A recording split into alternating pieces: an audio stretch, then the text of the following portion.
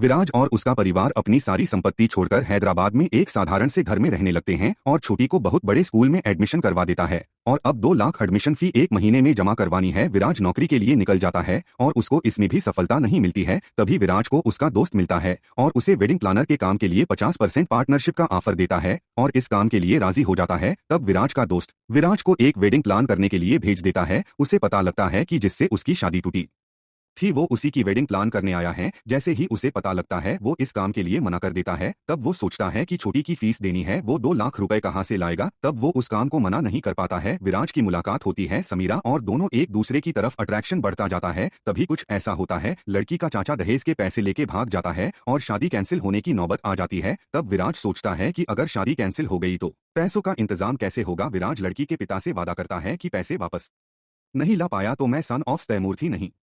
विराज ढूंढने निकल जाता है। तभी विराज को उसके चाचा दिखाई दिए पैसे वाले सूटकेस के साथ। जैसे ही विराज को देखते तो भागने लगते हैं और सूटकेस अपने बेटे के पास फेंक देता है। सूटकेस लेके भागने की बहुत कोशिश करते विराट गुंडों से फाइट करके सूटकेस किसी तरह बचा लेता है और लड़की के पिता को दे देता है। लड़की के पापा विराज को कहते हैं कि ये सब देख के तुम्हें बहुत हंसी आ रही होगी, लेकिन तुमने हमारा मजाक नहीं बनाया, उल्टा तुमने हमारी मदद की। तुम्हें जन्म देने वाला कोई महान ही हो सकता है। विराज ये सुनकर बहुत खुश हो जाता है। विराज और समीरा शादी खत्म होते होते दोनों एक दूसरे के प्यार में पड़ जाते हैं। शादी खत्म होने के बाद लड़की के पापा 10 लाख की जगह 15 लाख का चेक देते समीरा अपनी फैमिली से मिलवाने के लिए विराज को अपने घर बुलाती है। समीरा के घर पहुंचने के बाद विराज को पता चलता है कि समीरा के पापा को वो पहले से जानता है और वो विराज और उसके पिता से नफरत करते हैं। समीरा के पापा विराज को देखते ही शादी के लिए मना कर देते हैं। कहते हैं कि तुम्हारे पापा एक नंबर के फ्रॉड है, तुम्हारे पापा ने मेरे साथ धोखा किया है। मुझे जो प्रॉपर्टी उन्होंने बेची है उस पर देवराज ठाकुर ने कब्जा कर रखा है, जो बहुत खतरनाक गुंडा है। ये सुनकर विराज कहता है कि मेरे पिता को कोई गलत नहीं बोल सकता, चाहे